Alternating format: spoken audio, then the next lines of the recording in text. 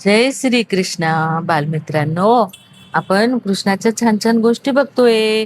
कृष्ण या 12 वर्षामध्ये 2-3 वेळा वनवासात असताना पांडवांना भेटायला आले. आणि शेवटी जेव्हा आले तेव्हा त्यांनी काय सांगितलं की बघा, आता हस्तिनापूरच्या गुप्तचर विभागाला या संपूर्ण वर्षात तुम्ही मनातच कुठेतरी अज्ञातवासात आहात असं वाटलं पाहिजे. आणि हुलकावण्यावर या अभिनयाचं अर्ध अधिक यश अवलंबून आहे.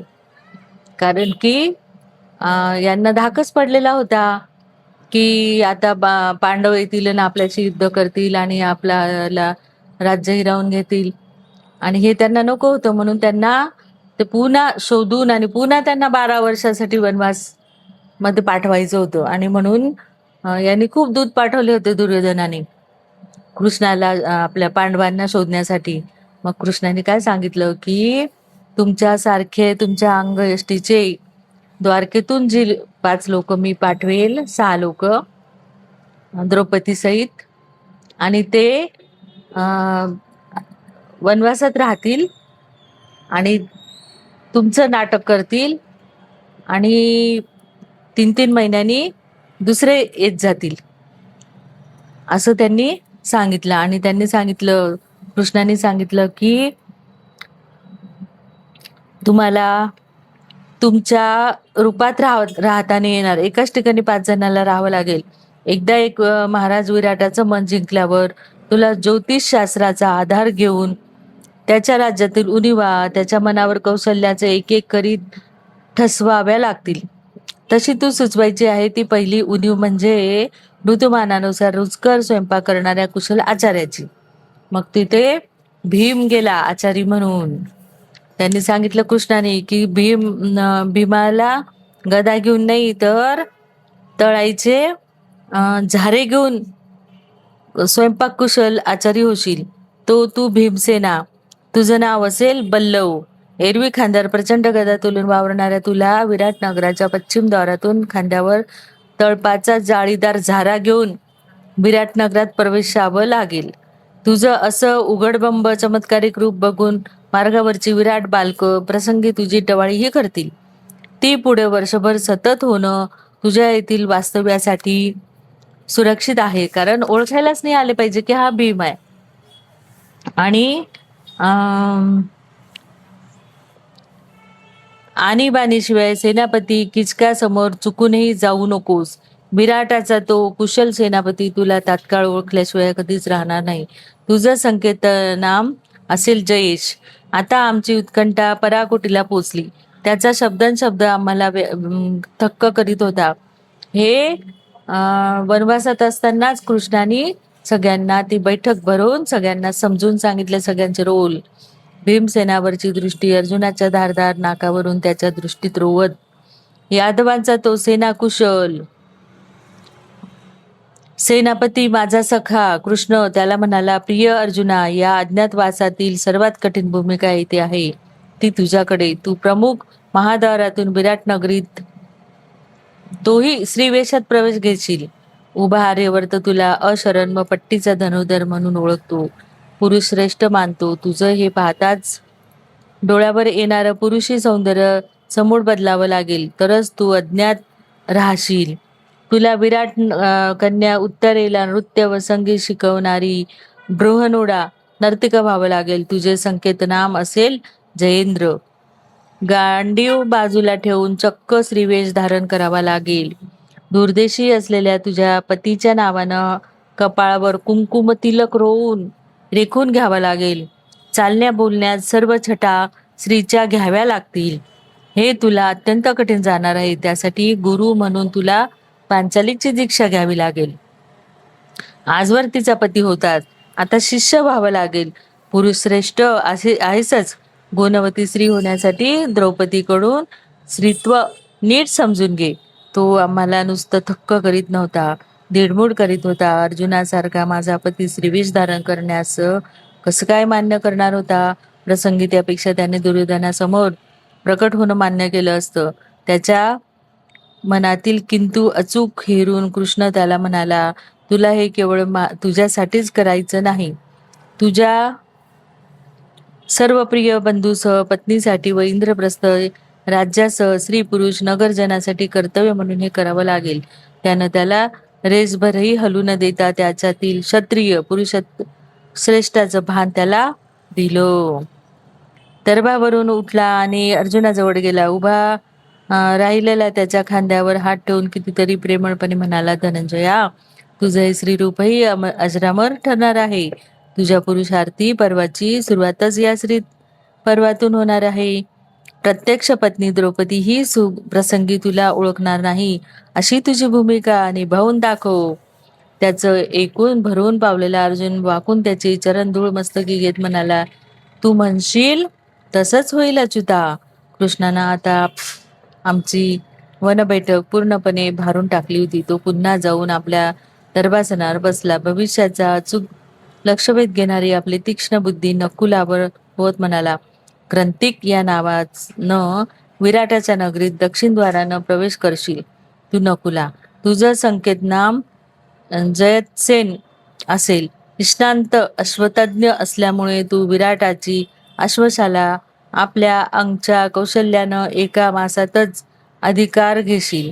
लक्षात ठेव, कोणत्याही राज्याची अश्वशाला अधिकारात असणं म्हणजे अर्धअधिक ते गणराज्य अधिकारात असणं आहे. जशी तुझी इच्छा मधुसूदना, असा नेमून दिलेलं कार्य मी चोख पार पाडेन. सुंदर नकुल सुंदर हसत शोभेशा शब्दात उत्तरला. शेवटचा बंधू सहदेवावर आपली पाणीदार दृष्टी खिळवीत कृष्ण म्हणाला, ततिपाल म्हणून तू विराट नगरीत उत्तरेच्या द्वारातून प्रवेश घेशील. सहदेवा, तुझं संकेत नाम असेल जयबल. हे तू तंताचं म्हणजे गायीच्या दाव्याचं सखोल ज्ञान घेतलं आहेस. अनुभवी गोपाल म्हणून तू विराटाचं गोधन तुझ्या अधिकारात घ्यायचं आहे. त्यांना गोपालनातील व त्यांच्या रक्षणातील सर्व बारकावे समजावून सांगायचे आहेत. लक्षात ठेव, तुझ्या ज्ञानाचा विराटाच्या नजीकच्या भविष्यातच फार उपयोग होणार आहे. जशी आज्ञा गोपाला, तुझी इच्छा असेल तसंच होईल. सहदेवानेही त्याला सकारार्थी प्रतिसाद दिला. इतका वेळ केवळ ऐकून घेणारे उद्धवदेव हसून म्हणाले, अर्जुनाला श्रीवेश धारण करायला लावणारी योजना आहे तुझी दादा.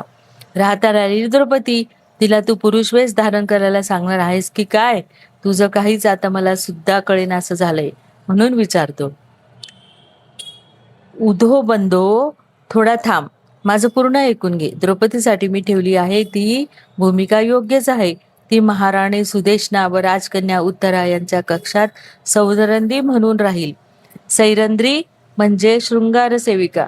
सर्वांच्या सोयीसाठी तिचं संकेत नाम असेल मालिनी. आपल्या प्रिय बंधूवरील दृष्टी माझ्याकडे वळवून दूरदृष्टीच्या आमच्या सख्यानं मला सूचना केल्या. द्रौपदी, तू सैरंद्री म्हणून सुदेशना देवी व उत्तरा यांची सेविका होणार आहेस. तू सदैव राजश्रियांच्या अंतरकक्षात वावरणार आहेस. प्रिय पांडव बांधवांनो, दोन्ही वेळेच्या भोजन समयी विराटाच्या पाकशाळेत तुम्हा बंधूंची भेट होऊ शकते. या ना त्या कारणानं द्रौपदी तर पाकगृहात केव्हाही जाऊ शकते. तुमच्या संकेतनामाच्या कुशलतेनं वापर करून तुम्हा पाचही बंधूंची बळकट मूठ सख्खी द्रौपदी सदैव अबाधित ठेवू शकते. आणि द्रौपदी, सुक्लो, सैरंद्री, छे मालिनी, एकच ध्यानात ठेव, तूही कटाक्षानं कधीही सेनापती किचकासमोर जाऊ नकोस. तसं झालं तर तुझ्यावर काही प्रसंग ओढवू शकतो. म्हणजे असं कृष्णाने त्याला सांगितलं होतं. पण ज्या पापाला आपण भीतो तेच पाप द्रौपदी पुढे आलं. एक दिवस असाच किचकाने बघितलं द्रौपदीला आणि द्रौपदीवर तो अतिप्रसंग करायला लागला. कारण की द्रौपदी खूप सुंदर होती. तिचे लांब सडक केस होते आणि तिला बघून हा मोहित झाला. आणि एक दिवस कामातुर कीचक अस्वस्थ झाला. समोर दिसेनारी गोड बोलणारी सैरंद्री क्षणात कुठे दिसेनाशी झाली. म्हणून स स सैरंद्री म मालिनी म्हणत उठून वाकून पंचकाखाली बघू लागला. त्यानं आपला केसाळ पुष्ट हात पंचकाखाली घालून हाताशी लागलेले केस मुठीत घट्ट धरून, ये लाडके बाहेर ये म्हणत हात बाहेर खेचला. त्यानं आपणहून बाहेर खेचला. तो होता माझा महाबलीपती भीमसेन. नागिनी ऐवजी सदेह गिळंकृत करणारा गरज समोर बघावा, तशी त्याची महाधुंदी उतरली. तरीही लडखडतच तो म्हणाला, तू ब ब ब बल्लव इथे कसा? भीमसेन काही ऐकण्याच्या मनस्थितीत नव्हताच. या भीमाने मग तिथे कीचकाला द्वंद्वयुद्ध खेळायला लावून त्याला तिथे गतप्राण केला. सेनापती कीचकाचा वध झाला हे समजताच महाराज विराट प्रथम भेदरले. नंतर पांडवातील मल्लवीर भीमसेनानंच तो केला आहे हे समजताच सावरले. आमच्यासाठी राजवस्त्राची तपकं घेऊन भेटीसाठी प्रत्यक्ष पाकगृहात आले. त्यांच्या समवेत महाराणी सुदेशना देवी, पुत्र उत्तर व श्वेत आणि कन्या उत्तरा व विराटाचे अमात्यही होते. आपल्या राज्यात सेवक म्हणून हलकी सलकी कामं करण्याचा प्रसंग साक्षात दिग्विजयी पांडवावर आला याची खंत त्यांच्या शब्दातून व्यक्त होत होती. विराट महाराजांच्या इच्छेनुसार आम्ही पुन्हा राजवेष अंगी धारण केले. युधिष्ठिरातील एक गुणविशेष त्या दिवशी मला प्रकर्षानं जाणवला. वनवासाची 12 वर्षे आणि अज्ञातवासाचं वर्ष अशी जवळजवळ 13 वर्ष तो भिजल्या मनानं सत्वहीन कीव वाटावी अशा पडेल भाषेत बोलत आला होता. अंगी राजवेष चढवताच मात्र त्याच्यातील राजेपण व क्षत्रियत्व कसं फुलारून आलं. त्यानं ज्येष्ठ पांडवांची जागा घेतली. आम्हा पांडवांच्या पुढील हालचालीचं नेतृत्व हाती घेतलं. माझं मन त्याच्याविषयीच्या एका शंकेनं काळवडून आलं. हा स्वभावाप्रमाणे यापुढेही दूतासारखे पेच उभे करणार काय? हा आम्हाला नेणार तरी कुठे? पण नाही, तो आमूलाग्र बदलला होता. महाराज विराटांना त्यानं पहिलीच सूचना केली हे त्याच्यातील बदल्याचं सूचक होतं. तो विराटांना म्हणाला, महाराज, आपला विशेष दूत प्रथम द्वारकेला धाडावा. द्वारकाधीश श्रीकृष्णाला तातडीचा संदेश द्यावा की आम्ही पांडव आता अज्ञातवासातून प्रगट होतो आहोत. आपले आशीर्वाद असावेत. मला याचंच समाधान वाटलं की त्याला सर्वप्रथम स्मरण झालं होतं ते कृष्णाचं. आमच्यामुळे आता विराटावर संकट ओढवणारं हे स्पष्ट होतं. आम्हाला हे नगर लवकरात लवकर सोडणं भाग होतं. आम्ही रात्रीची बैठक घेतली. सर्वानुमते ठरलं, प्रथम विराटाने इंद्रप्रस्थाच्या सीमेवरील कुठल्या तरी एका गावी जायचं. असं माझं गाव महाराज विराटाच्या संमतीने निवडायचं. अनुद्यूतात ठरलेल्या अटीप्रमाणे अज्ञातवास पूर्ण होताच कौरवांना आमचं इंद्रप्रस्थाचं राज्य आमच्या स्वाधीन करणं भाग होतं. मात्र दुसऱ्याच दिवशी द्वारकेहून आलेल्या कृष्णाच्या विशेष दूतानं पुन्हा माझ्यासह सर्व पतीची झोप उडविली. संदेश होता, हस्तिनापूरचं निवडक सैन्य सर्व निवडक योद्ध्यासह गोहरणाच्या निमित्तानं विराटावर चालून यायला निघालं आहे. कीचक वधामुळे तुम्ही विराट नगरीत आहात हे दुर्योधनानं अचूक हेरलं आहे. गोरक्षणासाठी तुम्ही प्रगट व्हाल हे त्याचं अनुमान आहे. या सैन्यात पितामह भीष्म, गुरु द्रोण, कृप, अंगराज, कर्ण, बंधू शोण, अश्वत्थामा, निवडक बंधू स्वतः दुर्योधन व शकुनी चालून येत आहेत. तुम्ही विजयादशमीच्या दिवशीच त्यांना विराटाच्या सेनेसह आडवं जाऊन प्रगट व्हावं. तुमचं नेतृत्व अर्जुनानं करावं. अश्विन शुद्ध दशमीचा विजयादशमीचा दिवस उजाडला. मरुस्थली जवळच्या या मत्स्य देशात अगोदरच पर्जन्य कमी वर्षभर थांबून थांबून चिडकलेला तोही पर्जन्य संपला होता. विराट नगरावर पांढरट भुरक्या ढगानं चढलेलं शालीसारखं पटल चढत्या दिवसाबरोबर दूर हटलं. आणि मग पुढची गोष्ट आपण पुढच्या गोष्टीत बघू, भागात बघू. जय श्री कृष्णा.